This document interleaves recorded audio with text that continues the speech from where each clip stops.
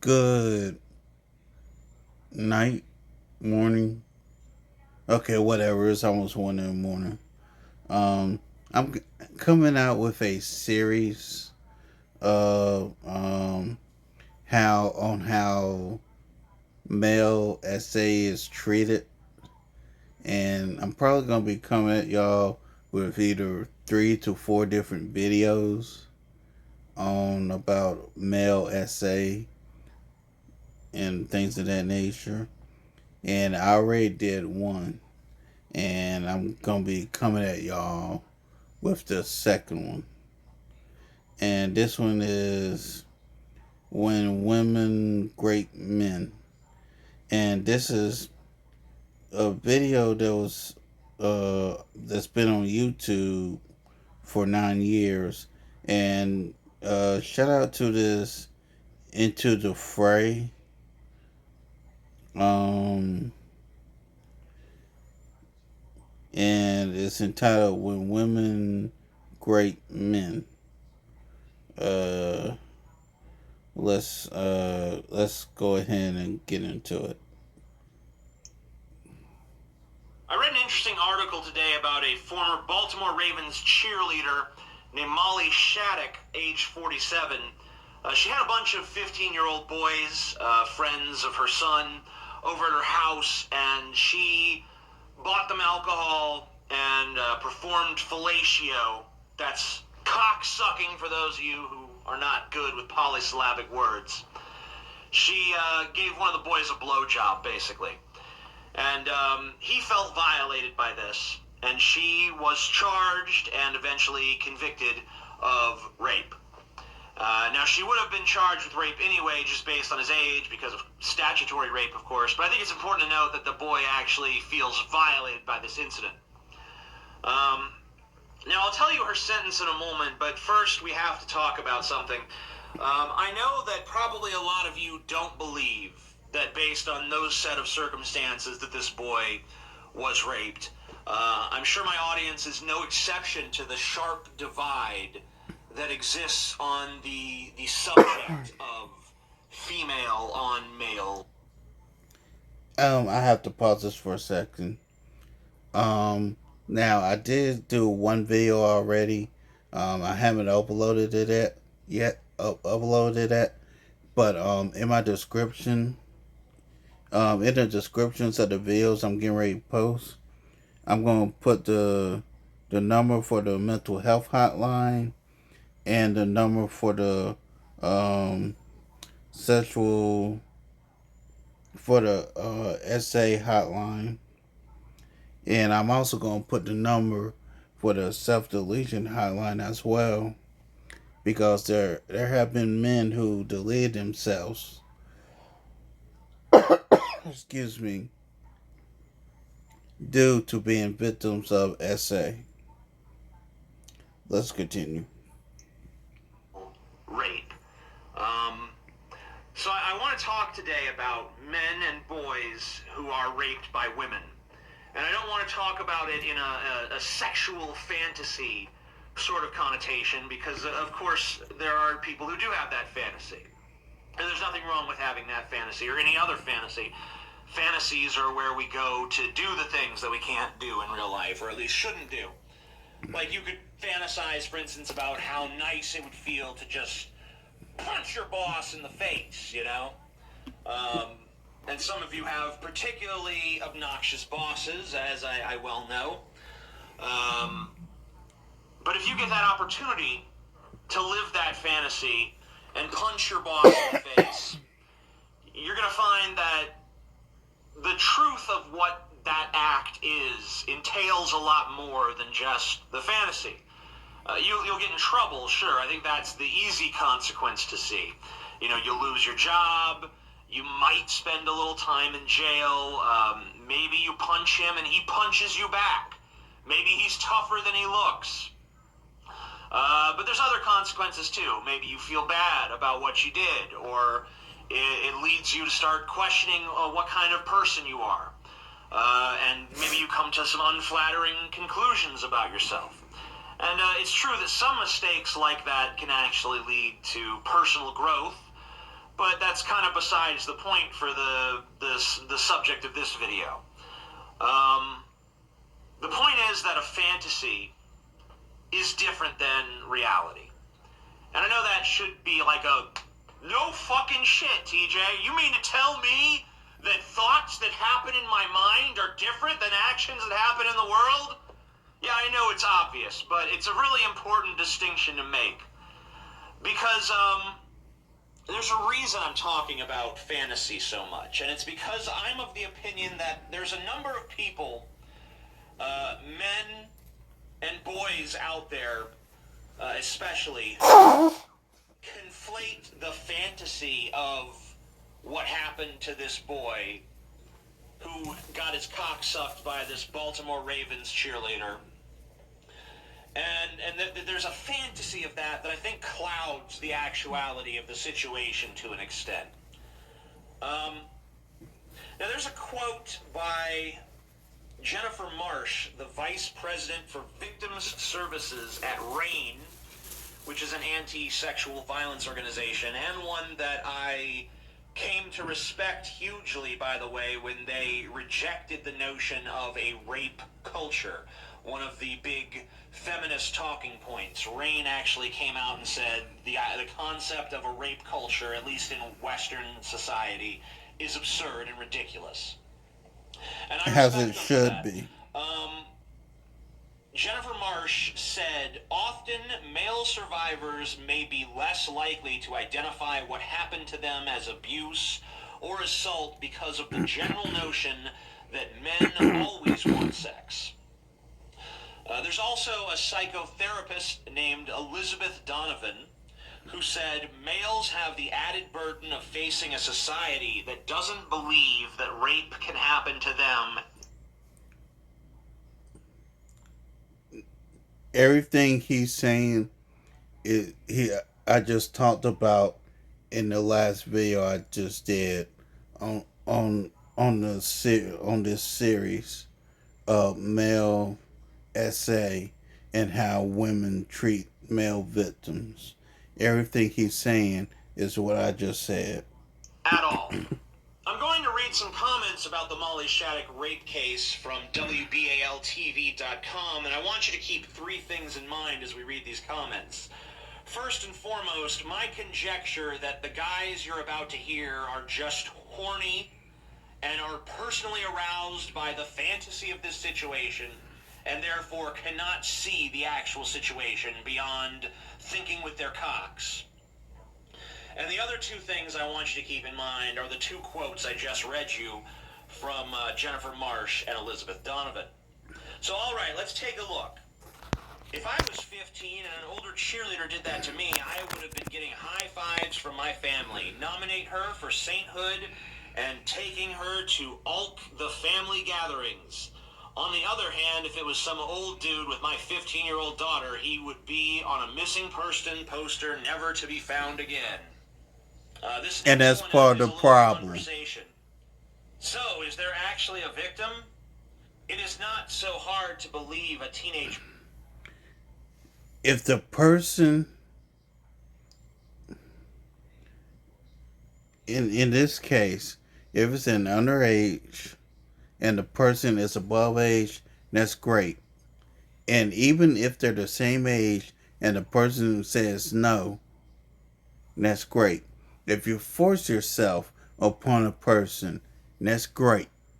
That's it, and that's all.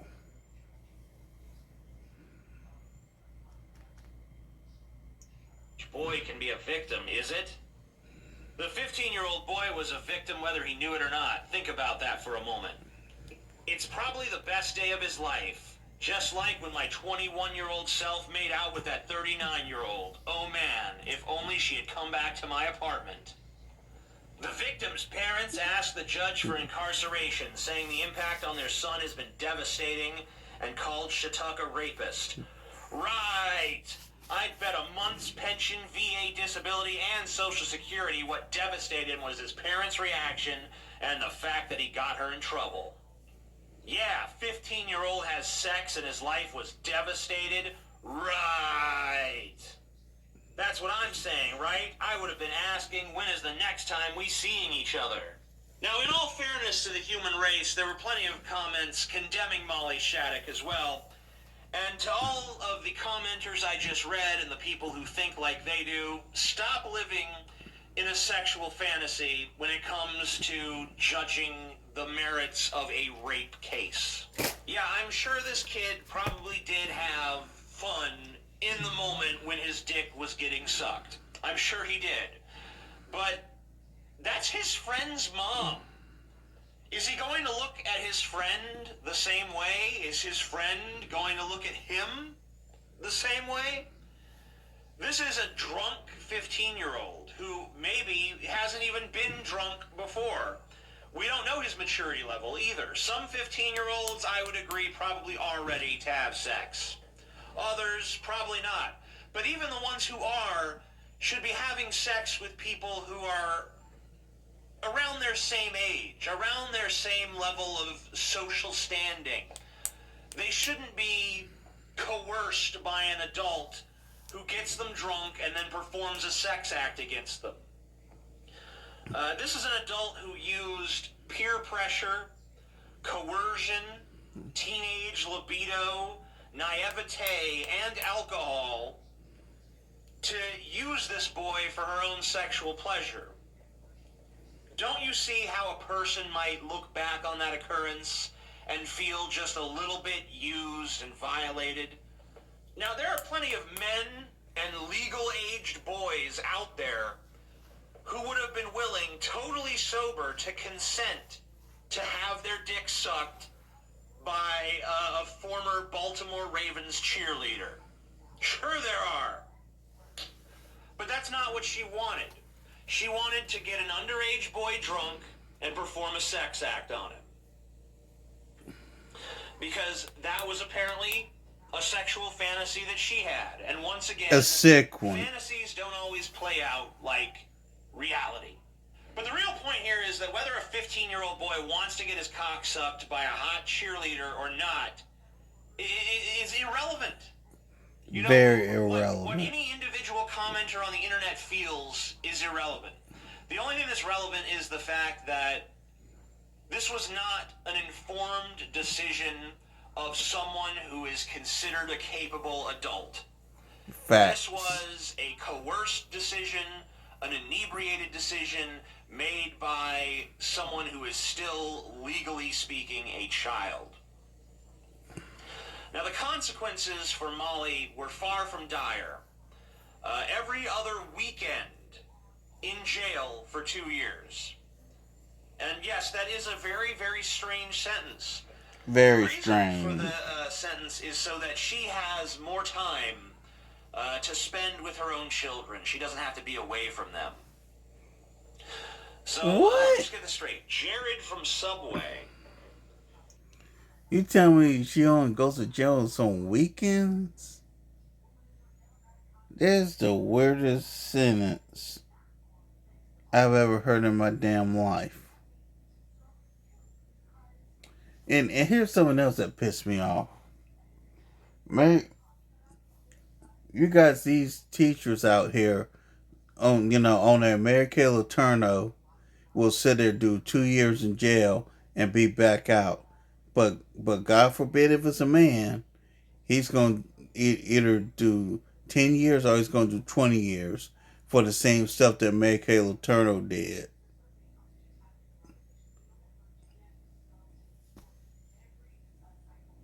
And I'm going to talk about how the court system treats male victims of SA2 versus how they treat female victims of SA. Let's get back into this clip. Can only see his children under supervision, and even then only if their mother approves of it.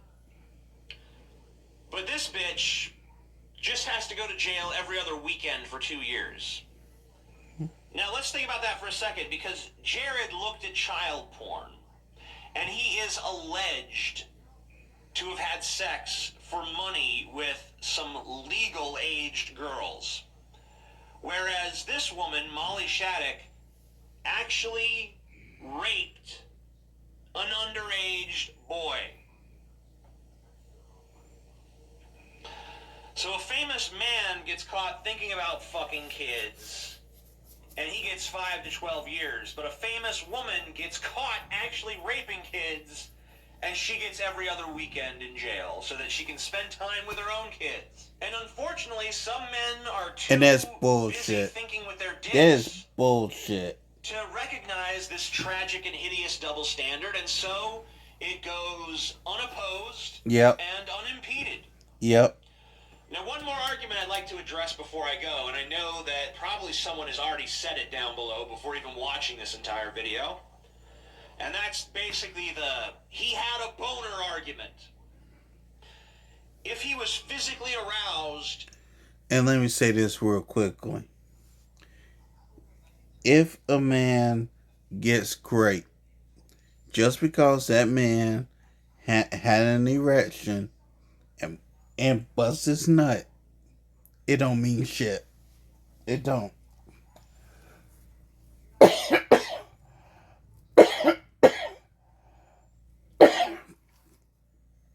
Arousal don't mean anything.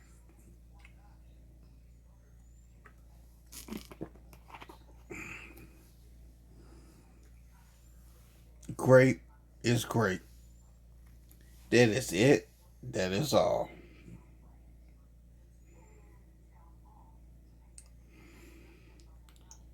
He must have wanted it. That's the idea. Well, let me ask you something. Would you feel leniency towards a male rapist of a female if that female had lubricated, had gotten wet down there? If her genitalia had become aroused? Even if she were to have an orgasm?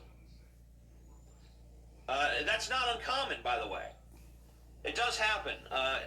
This is a quote from a clinician who works on rape cases.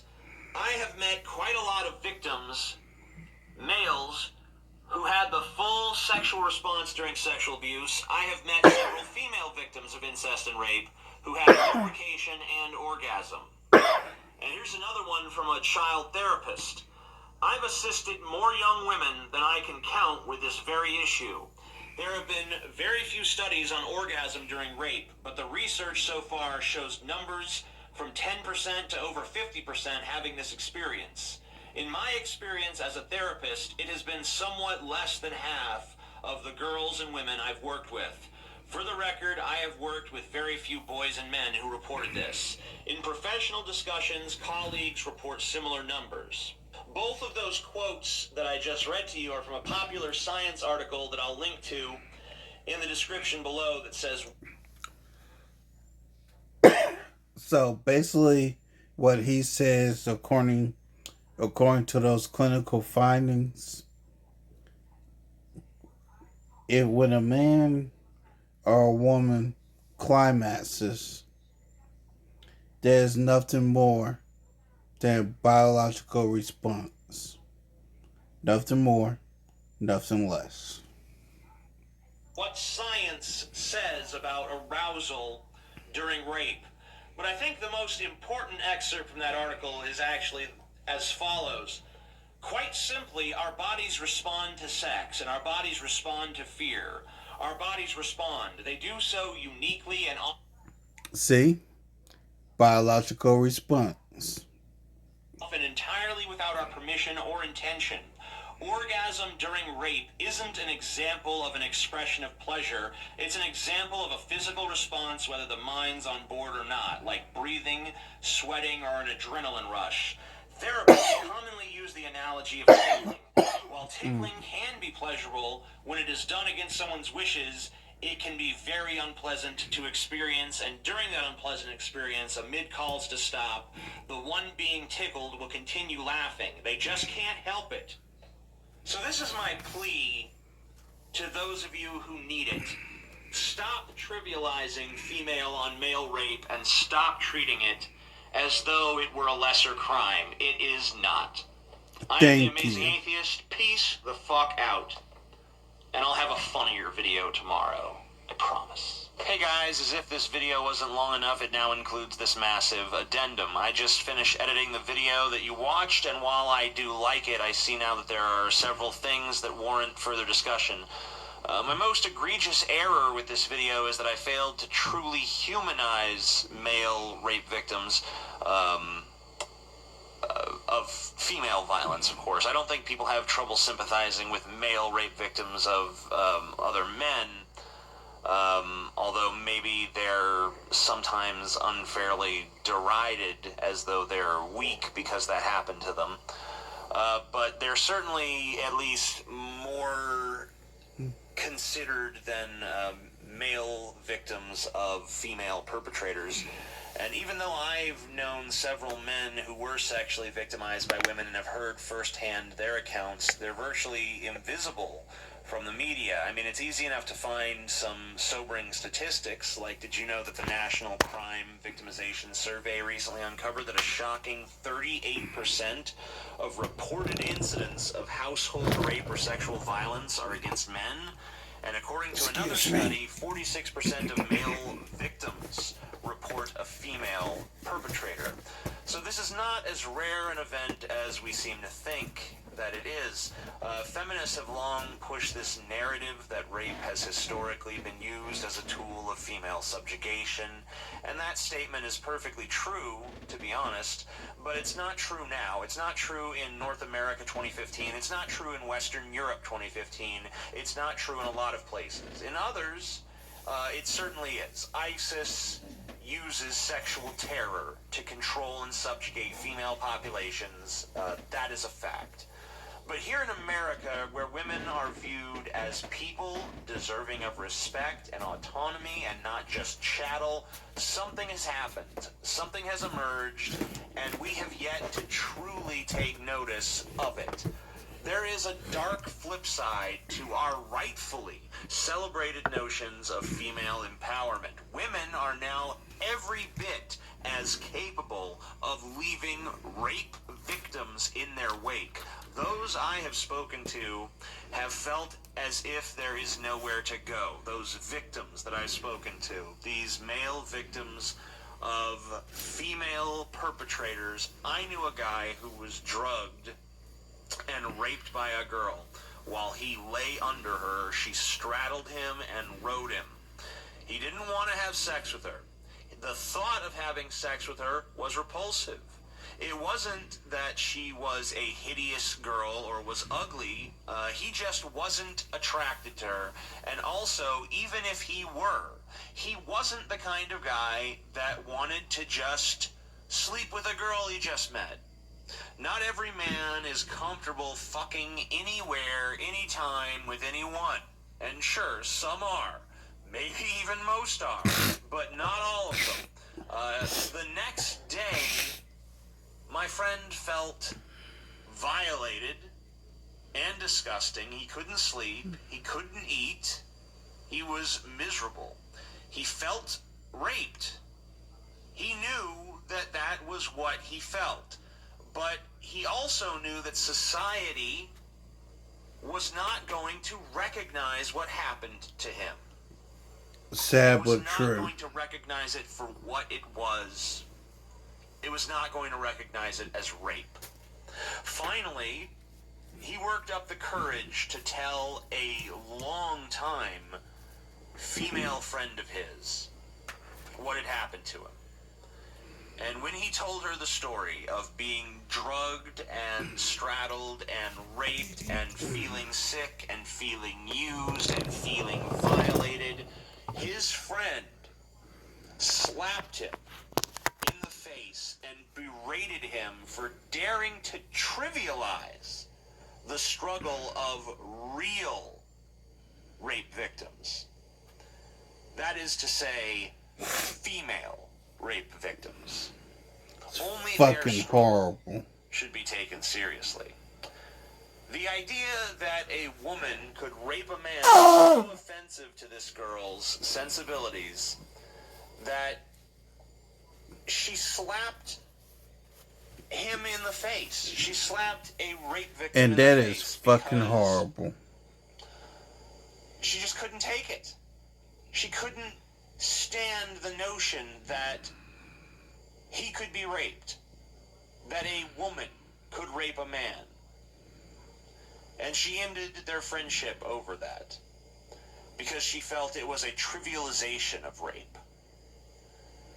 Now, this victim suspected that society would not take him seriously, and it didn't. A close personal friend rebuked him severely for being raped, and she assaulted him. This guy was literally frightened of women for years afterwards. Couldn't be alone in a room with a woman without feeling as though he was under threat. Now, that's one person's story. I've met others. I've met others with stories that are just as fucked up as that one. So I reiterate my plea to you. Rethink this issue. Do the research. Talk to people. And if you are a victim and you can find the courage to speak out, speak out. Thank you very much for watching this